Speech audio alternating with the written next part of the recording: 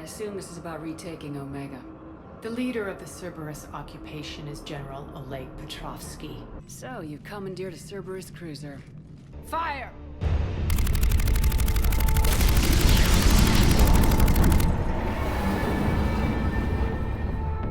Signal the fleet through the relay.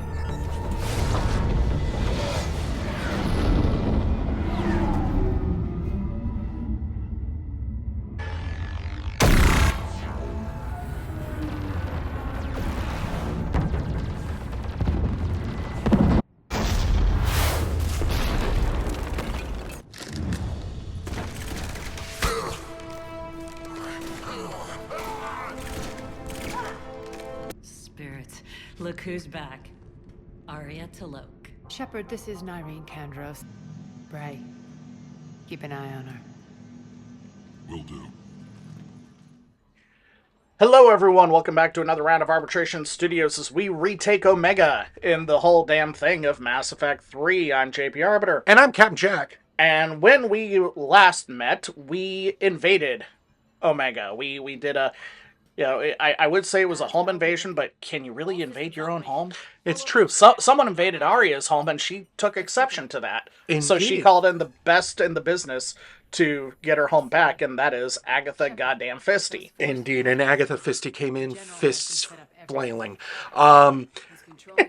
Honestly, that one of the greatest cutscenes I feel like in the game. Like to me, I like with the ship battle and the ship fire and firing and coming in. I love that cutscene, and then you crashing into it, and getting your forces on board. A boarding action, jumping out of that escape pod like you're a badass. Absolutely, I love that whole bit.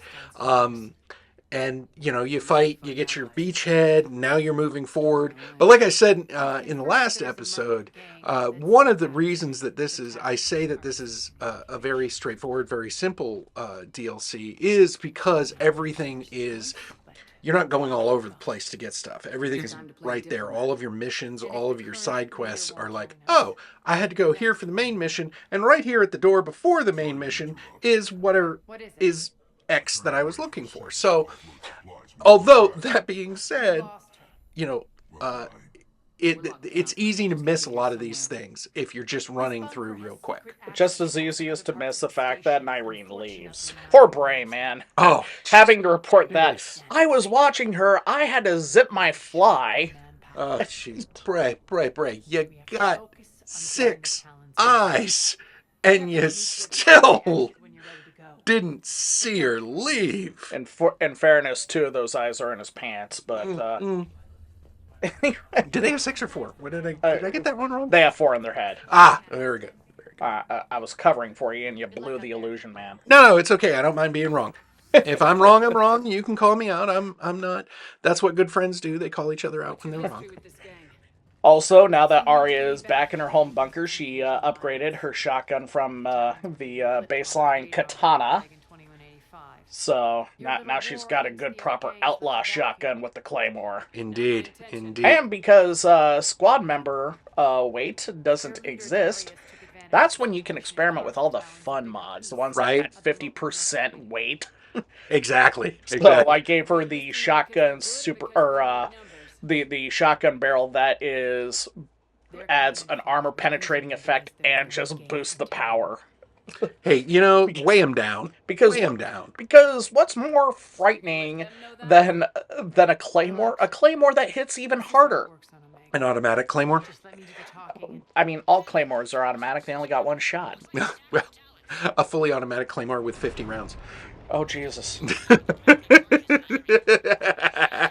Yeah, and the sheer joy I have in the reality of the American firearms industry is saying that there is somebody out there who is putting thought into how do we make it. Well, yeah, the funniest thing is that the shotgun right now is like in Ukraine is like the best anti-drone weapon out there. Just the hunting shotgun. Some smartass is working on creating a belt-fed remote shotgun to just mount on tanks strictly as an active anti-drone defense. Yeah, unfortunately for Russians, it's Ukrainians coming up with it. I mean, I'm just. There is one Russian shotgun. It's called the KSH-23. It's horrifying. Because first off, the whole story on it was that a Russian arms factory was making 23 millimeter autocannons for aircraft, and they were not passing muster for the high pressure autocannon rounds. So they took these barrels. It was like, well, we got to do something about them. I know, let's make a shotgun. So it's a shotgun. It's essentially like a 3 or a 4 gauge shotgun. Right, as one does. As one does. So here we have one of the few, like, there aren't a lot of puzzles No. in Mass Effect. It's not a puzzle game. Let's be real here. This is not a puzzle game. But you do get a few. Well, and the other thing about it is that the puzzles in this game are not part of the main quest. This is strictly to get a goodie. Yeah, absolutely. This is pay attention and you get a goodie. Absolutely. It is not, like, you don't see puzzles as being part of the main quest until Mass Effect 4. Which I know most people call Andromeda. I don't care. It's Mass Effect 4. Deal with it.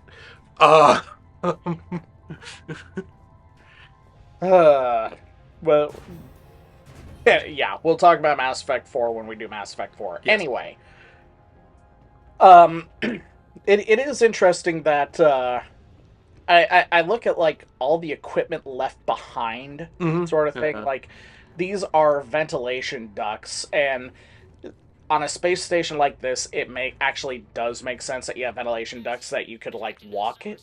And oh no, yeah. No, that makes perfect sense. Yeah, it's the ventilation ducts that an adult can crawl through in a building. That always bothers me. Always bothers me. But between the fact that, one, they wouldn't be that clean. Oh, gods no. But, could you get Bruce Willis to go through about 3 inches of dust and crap? No. So... And then, too, they just are not big enough for an adult human being to crawl through. It'd be like Lance Henriksen crawling in that pipe in Aliens. Yeah. And he was only crawling through a section of pipe that was, like, 5 feet long. I'm not entirely certain how he did that.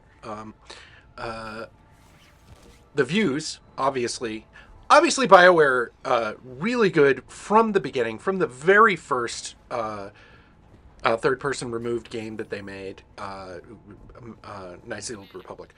Very, very good at getting the vistas right. So that when you come in and you look and you see the vista, it's not just, oh, there's this great matte painting. There's stuff going on. Yes, they have some great matte paintings, which are just backgrounds. But you get a sense of, there's suppressive fire. There's people running around. There's all sorts of things going on. Flecks of ash falling down. Flecks of ash falling down. It helps with the suspension of disbelief, and for me, anyways, it helps me get into the game. I know that there are some people who are like, whatever, which is perfectly fine. I'm not, but for me, I like that attention to detail. I don't like getting shot in the face, though. No. But fortunately, we have Aria's signature ability there. One that we could learn ourselves if we wanted to pay the premium for it. The Flare ability. Essentially, it is a explosive warp. Yeah. It is a single power-dependent biotic detonation. Yeah. I like it. I love the effect of it, but it's sort of like if you think too long about it, it's what advantage does this actually confer in a fight? Yeah. Especially in comparison to a lot of the different armors, like armor up things that you can get as powers, or even even having a different ammunition. Well, in my case, the thing that I like the most is a different DLC power, and I think it was from Citadel, called Lash. Because not only you had Pull, which could float things up, and it could also remove the shields from engineers. Lash was Pull, but much more violent. And you'll see me use it. Yes, right now. Because not only did it take the shield, but it did some damage. So that's why I like it. No. It's, playstyle is playstyle. So you've got the playstyle for Agatha Goddamn Fisty is a lot different than the playstyle that I do with when I play either of my or any of the characters or builds that I make. So and that's honestly a draw to the game, is coming up with a build that you like to play. Not necessarily the most powerful build, but the build that you like to play, the build that you enjoy rocking. And my thing is that part of this is that I originally came to Mass Effect and I had this thesis that the Mass Effect trilogy poorly incentivized any other gameplay type other than Soldier. And I've come around on that in the past, or sometime in the past I came around on how that's an error, but I still personally favor gunplay. Yeah. But being able to utilize gunplay in addition to powers is kind of an art in and of itself, and how to get it around. In the case of a Vanguard playthrough here, one of the hardest things that I have to cope with is that Vanguard inherently favors close assault tactics. Right. Which is not my jam. No. I want to point out that this is my favorite rifle. Oh, the Raptor? The Raptor is my favorite long rifle. Obviously, for obvious reasons, because I am a shit poor shot, even in video games. And this gives you sniper capability without dedicating yourself to the one shot, one kill. Yep. So, I'm a fan of it. Oh. And that is where Flare comes in. I like it. It makes me happy. Settle down, Beavis. That sort of thing just makes me happy. When they're trying to drop in and you essentially throw a grenade into their... You see, so you're talking about the Raptor is your favorite long gun. Yeah. It's distinctly different from the, I think it's called the Saber, which you get later, it is an assault rifle, but it is slow firing and extremely high powered. I think it matches power with the Viper sniper rifle. But because it's not a sniper rifle, it doesn't have the damage penalty for firing outside of aiming down the scope. Which is kind of a unique little thing. But the thing is, like you said, you're a shit poor shot, so having a gun that can go bang, click, clack, bang, click, clack doesn't work for you. You need that rapid fire. So do. Essentially what the Raptor is for you, more than anything, is a scoped Matic. Yep. I make up for being a really bad shot by putting as much lead down range as possible. Accuracy by volume is still accuracy. Accuracy by volume. That is what, one of the reasons I love the A10 so much. Put some of them depleted uranium rounds downrange. I'm a firm believer in the that quantity is quality when it comes to bullets. In other news, we're reunited with Nyreen. She's revealed herself as the leader of the Talons. Who did not see that coming? That was one of those ones that didn't get me the first time I played. I was like, she's running the Talons. Right away. Like, immediately. The thing that tipped me off was the broad red stroke of paint on her face. So that wasn't what tipped me off. I think it was just my storyteller like mind that was like, no, she's gonna be because of the story. But I just thought the red thing on her face was, because Tyrians paint their face like that. They slap paint on their face for whatever reason. It was something that it was. You're right. It should have. Yeah, it's sort of like You always did like blowing things up. where the Chris Pine Dungeons and Dragons movie. When I saw Hugh Grant, and you were there right away, and I just looked you. It was a double date. You're what. Our wives and us all went to that together, and the joke that I said when I saw Hugh Grant was, "Is it just me, or is he gonna betray the fuck out of us?" Yeah, and immediately. No. It wasn't down the line. It was right at the opening sequence. And it was immediately. And again, and again, And he stole your kid. Yo, Ugh. but that's another story, and I think it would be really useful if we waited for Jarnathan to show up. True. Anyway, Very true. the Dungeons and Dragons Arbiters Go to the Movies is coming soon, as soon as I can bother to write the script out.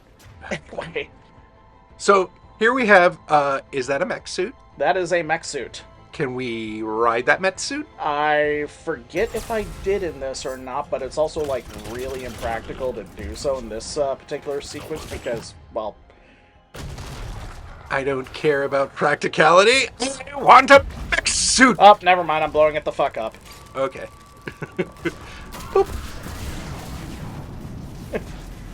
That's what I was like, I knew there was a sequence where I was shooting a Cobra launcher there. Oh, all right. I'm not apologizing. Don't. Big explosion. Big explosions are fine. Big What- stompy robots are better. As a BattleTech fan, I heartily agree with you. The Prime Radiancy's channel, and every time there's a giant explosion, his portrayal of Barack Obama as someone who's like aroused by explosions is just always kind of precious to me. It's. Kind of funny. I mean, there is reason behind it. But here we have going up an elevator shaft, which is always really weird because I've seen inside elevator shafts, and no elevator shaft in the history of the world has been made so that you can like walk around like like they show in movies and they show in No, usually if you're performing maintenance in an elevator shaft, you're riding on top of the car. Yeah, it's just weird. But again, I can dismiss that because one, this is sci-fi storytelling bullshit, Indeed. and also because this is this isn't an elevator in a building. This is an elevator in a planet. So there's a certain amount of scale where you would want that sort of stability of fixed platforms supporting an elevator car. I can see it sort of situation. Oh, yeah. At a certain scale, you need the that level of accessibility. This is one of those great little like you get to a point and then you have to hold the point for a bit. Actually, it's just the opposite. We're assaulting the point. Okay, I got it mixed up with another bridge point in the games probably later on. That thing I said about phantoms and the fact that they have to fight out of cover. Yeah. There you go. Yeah. Also, not gonna lie, I really love the glass shattering sound of frozen enemies. That is a lovable thing, honestly. It is a visceral thing that makes me feel good in my cloaca. Although now that we've assaulted it, now we've got to hold it. So you were right. All right, girls, you It happens every rarely. This may take a moment. pew pew. Headshot. That was the best thing about Unreal Tournament. Oh, I loved Unreal Tournament. I Even for somebody like at that time, I could actually do first-person shooters, and I loved Unreal Tournament. I played the hell out of that game. The Capture the Flag. I was more a fan of the sort of assault, the one player on offense, one player on defense, and you just had to keep pushing until you reached the end, sort of thing, and you had a limited number of respawns to go through. I just like the game in general. I wish I could still play it because it's one of those old games that I would kick up, for stress relief if I still could. But And then there was that one map in Unreal Tournament that was basically an asteroid with 2 towers on either side. It was the worst multiplayer map of all time, and yet everyone loves it. yeah, with the lower Low gravity. Yeah, I can't believe I remember that. But With the sniper rifles and the remote-controlled missile launcher. oh yeah. So you could guide it in and just blow up the flag itself. Good times. Good times. Oy. We used to have LAN parties with that game. Oh yeah. So here we have, we managed to. We held them off. We did it. We won. And there's going to be no trouble whatsoever from here on in. I can't think of any unspeakably awful, indescribable horrors that could possibly deter us from moving forward. I mean, Yeah. it's Mass Effect. Eventually, there's going to be an unspeakable horror. It's simply a matter of time. So, yeah. I mean, it might just be, if you're playing Mass Effect, the unspeakable horror might just be having to talk to Odina. Well, we don't have to worry about that anymore. No, not at this point in the game. I don't know if that is the best salute or the worst salute I've ever seen. Lifting your gun straight in the air like that. Yeah. No. It could be, it's bad, but it's also good. Some kind of Reaper-based weapon. It's more of in a firefight, you don't want to do that. But in a firefight, they wouldn't. Yeah, no. And I don't There know. was the There's unspeakably awful, indescribable horror I mentioned, by the way. Indeed. Those are a given. Somebody making these games liked H.P. Lovecraft. That's all I'm saying. Or Geiger. I was about to say, I think more Geiger. H.R. Geiger than H.R. H.P. Geiger. Lovecraft. Yeah. Well, H.P. Lovecraft is the Reapers. Excuse me. Yeah. I have an outpost to defend. Even the indoctrination. The adjutants really got under her skin. Well, I mean, I saw a great comic strip about that where it's the ants are doing this weird thing, and then they talk to the kid that's observing them, and it's the ritual worked. We have summoned our god, and the kid's all confused, what? And that's Cthulhu Mythos, is that it's not indifference, it's confusion and a lack of comprehension because of the scale. Yeah, no. Totally understand. So that's, or at least that's kind of that comic strip made me fascinated with the whole thing. So here we're in our here's Nyrene's command center. Narine's command center. And it also looks like this is inherently a temporary place. Everything seems to be portable here. Indeed. Make sure the scouts I mean, keep an eye out for the next attack. if you're a military trained person and you're in this situation, being able to move and move quickly is probably your best asset. Yeah. Because you're stuck on a space station. I mean, obviously logistics, equipment, rations, fuel, and whatnot, that all has to be palletized. But, I mean, you can run strategy sessions from an iPad. So, with the right software. None of us can do this alone. Our You know, only the- choice- You could, but The big hollow table is unnecessary, is my point. you could, but we tend to like using sand tables. So, anyway, got this big argument. You can't just take over, and Arya's like, watch me, so I think we'll watch her. What do you say? Oh yeah, let's do it. Do All it. right. Arya, you're piped in. Let's rock.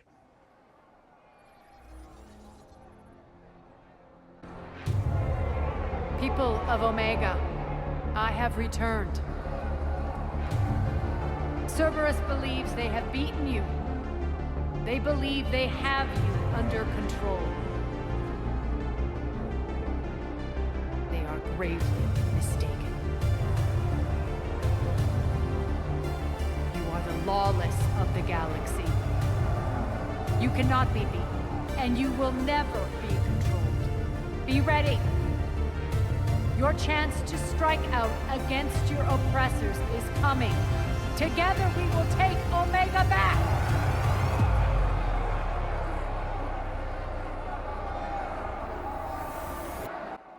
Well, it's not going to win a Tony Award. No. Might no. win an Oscar. Maybe an Emmy.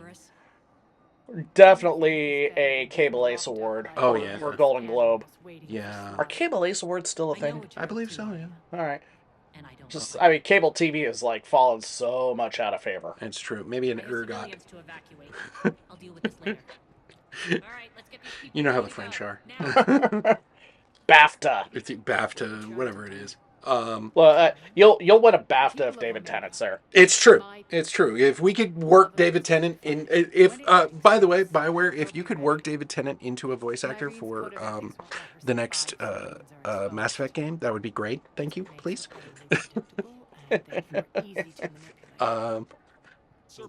So yeah, she made her big speech, which was really cool. And that just happens to coincide with Cerberus saying, "Oh, we got our location now. Let's make a huge push." Landing pads are yours. Oh, that's a great idea because Shepard's there, and you know what happens when Shepard is there. Well, when Agatha Fisty is present, the only solution is to fist. Fisting. And hey, if you don't like fisting, don't come at Agatha Fisty. That's all I'm saying. Mm-hmm.